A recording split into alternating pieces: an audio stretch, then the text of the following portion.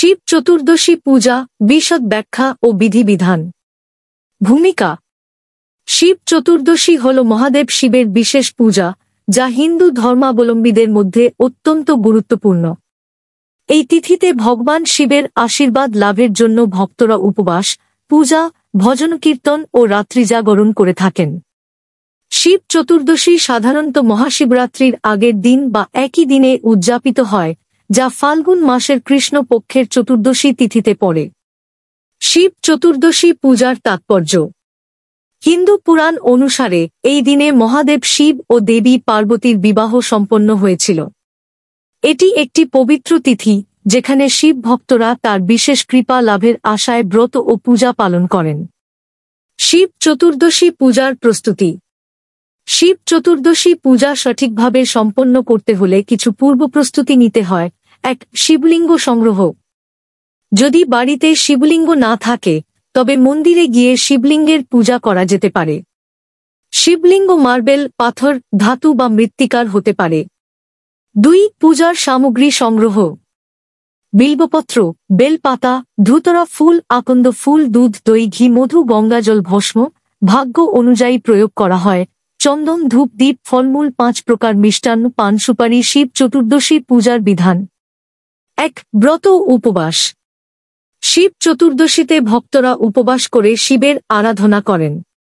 অনেকে নির্জলা উপবাস করেন, আবার কেউ কেউ ফলাহার গ্রহণ করেন। উপবাসের মাধ্যমে ভক্তের মন শুদ্ধ হয় এবং পূজার প্রতি একাগ্রতা বৃদ্ধি পায়। ২. স্নান ও বিশুদ্ধতা। উপবাস শুরু করার আগে গঙ্গাজল মিশ্রিত পানিতে স্নান করে বিশুদ্ধ হতে হয়। এরপর পরিষ্কার পোশাক পরে শিবের মন্দিরে যাওয়া বা বাড়িতে পূজার আয়োজন করতে হয়। ৩. শিবলিঙ্গ অভিষেক। শিব চতুর্দশীর অন্যতম প্রধান আচার হল শিবলিঙ্গের অভিষেক। নিম্নলিখিত উপকরণ দিয়ে অভিষেক করা হয়। গঙ্গাজল ও কুমারী জল, শিবলিঙ্গ ধৌত করা হয়। দুধ, দই, ঘি, মধু ও চিনি, পঞ্চামৃত। এই পঞ্চামৃত দিয়ে শিবলিঙ্গ স্নান করানো হয়। বেলপাতা, ভগবান শিবকে সন্তুষ্ট করতে বেলপাতা অর্পণ করা হয়। আকন্দ, ধুতরা ও অপরাজিতা ফুল, এগুলি শিবের প্রিয় ফুল, তাই পূজায় ব্যবহার করা হয়। ভস্ম, তিলক, ভক্তরা ভস্ম দিয়ে শিবলিঙ্গের অর্চনা করেন এবং নিজের ললাটে তিলক দেন। ৪. শিব নাম জপ ও মন্ত্রপাঠ। শিব চতুর্দশীতে ভক্তরা ওম নমঃ শিবায় মন্ত্র জপ করে থাকেন।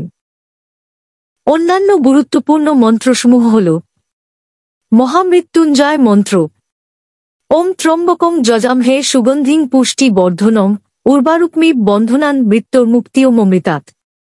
রুদ্রাষ্টকম মন্ত্র, নমামি শম্ভুং শিবকল্পকল্পং মহেশ্বরং মহাদেবং মহাদেবং মহেশ্বরং। শিব তাণ্ডব স্তোত্র পাঠ করা হলে বিশেষ ফল লাভ হয়। ৫. প্রসাদ নিবেদন ও ভোগ। শিবলিঙ্গের অর্চনা শেষে প্রসাদ নিবেদন করা হয়। এতে দুধ, ফল, মধু, ৫ প্রকার মিষ্টি ও ৫ ফল নিবেদন করা হয়। ৬. রাত্রি জাগরণ ও শিবকথা পাঠ।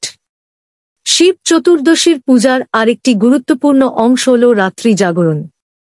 ভক্তরা শিবপুরাণ, শিব মহিম্ন স্তোত্র ও অন্যান্য ধর্মীয় গ্রন্থ পাঠ করেন। রাতে শিব কীর্তন বা ভজন করা হলে বিশেষ আশীর্বাদ লাভ হয়। শিব চতুর্দশীর বিশেষ আচার অনুষ্ঠান। ১. ৪ প্রহরের পূজা। প্রথম প্রহর, গঙ্গাজল দিয়ে অভিষেক। দ্বিতীয় প্রহর, দুধ দিয়ে অভিষেক। তৃতীয় প্রহর, দই দিয়ে অভিষেক। চতুর্থ প্রহর, মধু ও ঘি দিয়ে অভিষেক। ২. শিব পার্বতী বিবাহ উদযাপন। অনেক মন্দিরে শিব ও পার্বতীর প্রতীকী বিবাহের আয়োজন করা হয়। শিব চতুর্দশীর উপকারিতা। শিব চতুর্দশীর ব্রত পালন করলে জীবনের সমস্ত বাধা দূর হয়। মহাদেবের আশীর্বাদে ভক্তের স্বাস্থ্য, সম্পদ ও সুখ সমৃদ্ধি বৃদ্ধি পায়।